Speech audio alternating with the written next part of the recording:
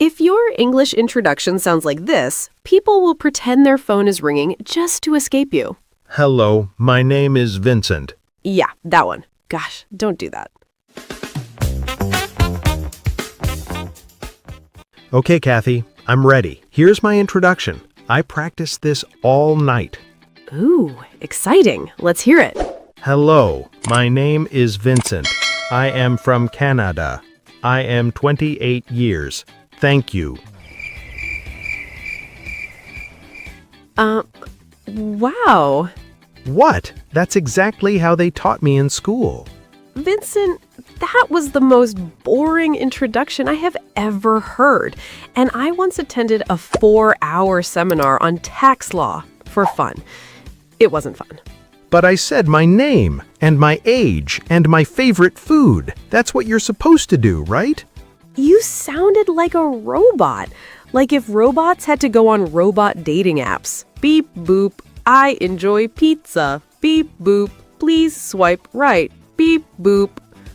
Okay, fair point. So, how should I introduce myself? That, my friend, is exactly what we're talking about today. How to introduce yourself in English without making people fake an emergency phone call to escape the conversation. Wait, people do that? Oh, Vincent, all the time. I've seen people fake entire family emergencies. Oh no, my goldfish is on fire. Gotta go. Your goldfish? Nobody said it was a good excuse. That's how desperate they were to leave. Now I feel personally attacked. Good. That means you're listening. Welcome to Mind Your English, the podcast where we teach you English the way real people actually speak it, not the way textbooks think we speak it. I'm Vincent, your reformed, boring introduction guy. Still in recovery. And I'm Kathy, the one who has to fix his mistakes. It's exhausting, but somebody's got to do it. Today's episode is all about first impressions. Before we dive in, if you're enjoying this, hit subscribe. We're here 6 days a week with free English lessons. All right, let's make you interesting. Let's make you not boring. Okay, Vincent, serious question. What makes most introductions so terrible? Ooh, I know this one. It's because we all learned the same boring formula in school, right? Like, my name is X. I am from Y. I am Z years old. I like A, B, and C. Exactly. It's like everyone was programmed by the same boring English teacher. Here's the thing. That formula isn't wrong. It's just incomplete. It's like ordering a pizza with no toppings. Wait, is it still pizza if there's no toppings? Technically, yes. Delicious? Absolutely not. Imagine you're at a party. Someone walks up to you and says, "Hello, my name is John. I am 25. I like coffee." Okay. What would you say back? Nice to meet you, John. And then maybe, cool, coffee. That's a beverage. And then what? I don't know. Like, the conversation just dies. Like, it dies immediately. Exactly, because John didn't give you anything to work with. No conversation hooks, no interesting details, just facts. Boring, lifeless facts. So, when someone introduces themselves, what makes you want to keep talking to them? Great question. For me, it's when they say something unexpected or funny, or when they share something I can actually respond to instead of just nodding awkwardly. Give me an example. Okay, if someone says, "I like pizza," I think, cool, me too. End of conversation. But if they say, "I like pizza so much I've eaten it for breakfast 3 days in a row and I'm not even sorry." Now I have questions. What kind of pizza? Cold pizza or reheated? Are you okay? See? Now we're having a conversation. That's what your introduction should do. It should invite questions, not shut them down. Oh, I'm starting to get it. My robot introduction was just facts. No personality, no flavor. Nobody connects with facts, Vincent. They connect with people. All right, here's our formula. Everyone listening, grab a pen. Ooh, I love formulas. Is there math involved? No math, Vincent. Wait, actually, that's good. I'm bad at math. Step 1, start with your name, but make it memorable. Wait, What does that mean? How do you make a name memorable? It's just a name. Don't just say your name and move on. Add something, a reference, a joke, a connection. Instead of just, my name is Kathy, I could say, hi, I'm Kathy, like the old Hollywood actress Katharine Hepburn with significantly less talent and significantly more coffee addiction. Okay, that's funny, and it helps people remember your name. Or, I'm Kathy. It means pure in Greek, which is hilarious because I'm running entirely on caffeine and chaos right now. I love that. Okay, my turn. Instead of my name is Vincent, I could say I'm Vincent, like the artist Van Gogh, except I can't paint, I still have both ears, and I'm significantly less tortured. Perfect. You're making a cultural reference, showing you have a sense of humor, and making your name stick in people's minds. This is actually fun. I thought introductions were supposed to be scary. They're only scary if you're boring. All right, step 2. Where you're from, but add flavor. So don't just say I'm from Canada? You can, but why stop there? Make it interesting. I'm from Canada. Yes, I say sorry too much. Yes, I've seen a moose in real life. And yes, it's so cold in winter that my tears literally freeze on my face. Okay, that's way better than just, I'm from Canada. It's nice there. Right? Or be specific. Instead of, I'm from Brazil, say, I'm from Rio. You know, the city with the giant Jesus statue watching over everything and beaches so beautiful they make grown adults cry. Now I want to visit Rio. Exactly. You're creating imagery. Step 3, what you do, but make it sound compelling. Uh-oh. What if I have a boring job? There's no such thing as a boring job, Vincent. Only boring ways to describe your job. What do you do? I'm a teacher. Wrong. Try again. Energetic. I teach English to brave people who decided to learn one of the world's most confusing languages for fun. They're heroes, honestly. Yes! Now you sound interesting and you're complimenting your students. If you're an accountant, don't say, I work with numbers. Say, I help people keep their money away from the government legally. That's literally what accountants do, but it sounds way more interesting. And now for the secret weapon. Step 4. Share something unexpected. A weird hobby, a surprising fact, something memorable. Like what? I collect vintage typewriters. I can solve a Rubik's Cube in under a minute while blindfolded. I'm weirdly, irrationally afraid of butterflies. Wait, are you actually afraid of butterflies? No, but if I were, people would remember me forever. And here's why this step is so important. It gives people easy things to ask about. Oh, like, why are you afraid of butterflies? Or how did you get into collecting typewriters? Exactly. You're creating conversation starters. Your introduction shouldn't end the conversation. It should launch it. So, to recap, name plus something memorable, location plus interesting detail, Job with personality. Something unexpected. All right, demonstration time. Vincent, boring version first. Fine. Hello, my name is Vincent. I am 28 years old. I am from Canada. I am a teacher. Nice to meet you. Goodbye.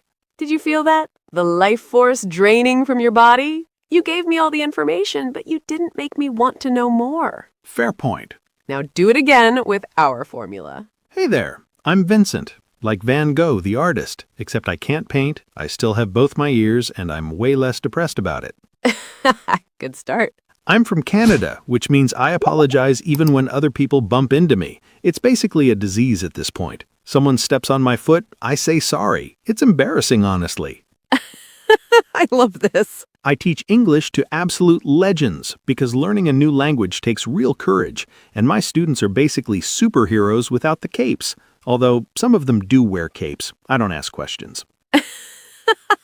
Wait, do your students actually wear capes? One student did, once. It was a whole thing. You see the difference? Now I want to talk to Vincent. Now I have questions. Conversation hooks everywhere. Okay, your turn. Boring version. Hello, my name is Kathy. I am 26 years old. I am from the United States. I work as a teacher. I like reading and coffee. Thank you. Rude but accurate. Now the good version. Hi, I'm Kathy. My name means pure in Greek, which is deeply ironic because I'm currently fueled entirely by coffee and sarcasm. There's nothing pure happening here. Amazing start. I'm from California. Yes, the weather is annoyingly perfect. No, I don't surf because I value my life. And yes, I'm exhausted from answering those two questions for the past 26 years. I was literally about to ask if you surf. Everyone asks. I teach English, which is basically helping people master one of the most confusing languages ever invented. Seriously, read and read are spelled the same but pronounced differently. It's chaos. I love it. That's so true. And here's a fun fact. I've read over 200 books in the past 3 years. My apartment is 90% bookshelves at this point. My landlord keeps asking if the floor will collapse. I keep telling him it's fine. It's probably fine. Now I want to ask for book recommendations. That's the power of a good introduction. Okay, let's talk about what not to do. Mistake number 1, the life story monologue. Oh no, I've met these people. Hi, I'm John. I was born in 1995 in a small town you've never heard of. I have 2 brothers and a sister who's a marine biologist. My dog died when I was 7. His name was Buddy. He was a good boy. I failed math 3 times, but I'm great at history. John, please. We just met 5 seconds ago. Save some mystery. Your introduction should be like a movie trailer. Just enough to make people interested, not the entire 3-hour director's cut. Perfect analogy. Mistake number 2. Over-apologizing. Ooh, this is a big one. I used to do this constantly. Very apologetic. Hi, I'm Vincent. Sorry, my English is very bad. Sorry if I make mistakes. Sorry for wasting your time. Okay, I feel personally attacked because I used to do exactly this. Apologizing immediately makes you seem less confident. Instead of, sorry, my English is bad, say, I'm still learning English, so thanks for your patience. See the difference? Oh, one is apologetic and sad. One is just friendly and honest. Exactly. Own your journey. Mistake number 3, the one-way street introduction.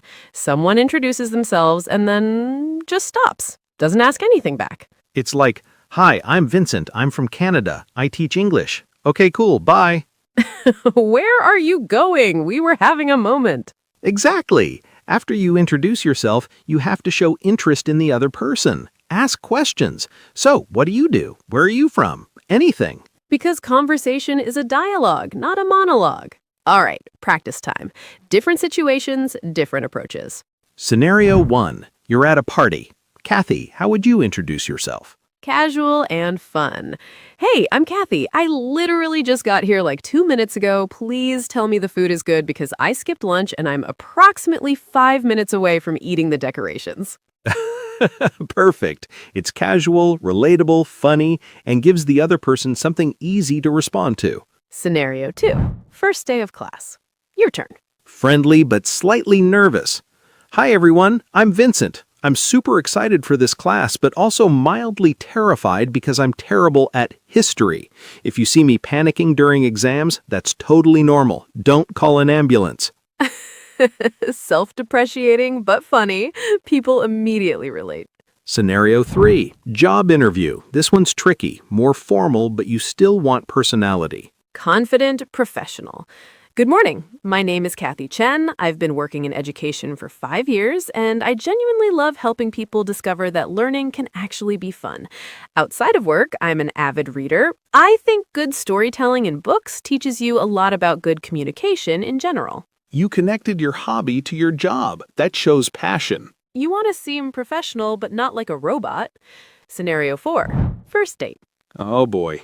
Come on, show us your game. Slightly awkward but charming. Hi, I'm Vincent. Full disclosure, I'm nervous. I talk too much when I'm nervous, and I've rehearsed this introduction approximately 17 times in my head. So far, I think it's going great, unless it's not. Is it going great? That's actually adorable. Being honest about being nervous is really endearing. All right, everyone, homework time. We want you to practice using our formula. Go to the comments and write your introduction. We'll pick the most creative one for a shout out in tomorrow's episode. And here's a bonus tip. Practice out loud. Right now, stand up, look in a mirror, and introduce yourself 5 times. It'll feel weird the first time, but by the 5th time, it'll feel natural. Your mouth needs to practice the words. When you're actually meeting someone new, it'll just flow out instead of you panicking and forgetting your own name. Which happens. I've forgotten my own name. Quick recap. 1. Introductions can be fun. 2. Use the formula.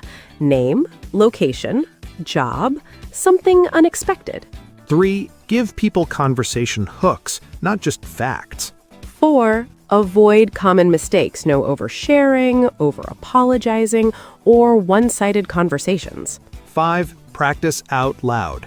Tomorrow, we're tackling common English mistakes that make you sound rude. Things people say that sound polite but are actually super rude. Thanks for being here for episode 1. Now go introduce yourself in the comments. Don't be boring. We drop new episodes every single day at 8 a.m. Well, every day except Sundays. Yeah, even English teachers need a day off on Sundays. And if you learned something today, even just one thing, smash that like button. It really, really helps us reach more people. Yeah, the algorithm gods demand sacrifices. Give them your likes. Also, share this episode with anyone who's learning English. Your friend, your cousin, your coworker, that person you met at the coffee shop who seemed nice. Now go down to those comments and introduce yourself. We're genuinely excited to meet you all. Bye, we see you tomorrow. Bye.